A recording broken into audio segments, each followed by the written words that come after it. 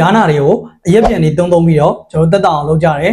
ကုတ်ဖဲ့ပြီးတော့အရက်ပြန်နေလိမ့်လိုက်ပြီဆိုလို့ရှိရင်ဆက်ပြီးတော့နေလိုကောင်းသွားတယ်ဝေနာတက်တာသွားတယ်ရားနာတက်တာသွားတယ်ဒီလိုလုပ်တာကမှန်ကန်ပါလားမမှန်ကန်ဘူးလားဆိုတာကျွန်တော်အခုဒီဗီဒီယိုလေးနဲ့ပြောပြပါမယ်မိတ်ဆွေကအရက်ပြန်ခဏခဏသုံးနေရဆိုလို့ရှိရင်ဒီဗီဒီယိုလေးကိုဆုံးအောင်ကြည့်ပေးပါဟုတ်လားကျွန်တော်တော့ရေပြားနဲ့အထွေထွေယောဂများကို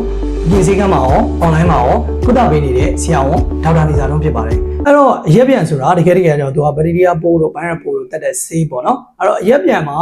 ဘာအာနိသင်ရှိတယ်ဆိုတော့သူကအသားရည်6တက်တဲ့အာနိသင်ရှိတယ်အဲ့တော့ကျွန်တော်တို့ဒီရက်ပြန်နေခဏခဏသုံးနေဆိုရင်အသားရည်6စီတယ်ဒါကြောင့်မလို့ဟိုဒီနှင်းကူလူနာတွေမှာဆိုရင်အရက်ပြန်သုံးနေဆိုရင်အသား6ပြီးတော့ပို့ပြီးတော့ရဟန္တာဖြစ်တတ်တယ်နောက်တစ်ခါအရက်ပြန်က skin barrier ကိုပျက်စီးစေတယ်ဒီဘက်ရဲ့ပေါ်ရံမှာကာလာတဲ့ကျွန်တော်တို့ skin barrier ဆိုတာရှိတယ်ဒီရေပြားလွှာလေးကိုပျက်စီးခြင်းအပြင်ကျွန်တော်တို့ကဒီနောက်ပိုင်းမှာအသားရည်ကဘက်တီးရီးယားပိုးဝင်လာတာတွေပါတယ်ဖြစ်တတ်တယ်ပေါ့နော်ရဟန်းကြီးကိုခဏတာသက်သာပြီမဲ့တကယ်တကယ်ကျွန်တော်တို့နောက်ပိုင်းမှာအနာကိုပိုဆိုးတတ်ပါတယ်အဲ့တော့ဒီရက်ပြန်ဆိုတာကျွန်တော်တို့ကပိုးသက်ဖို့အတွက်ပဲ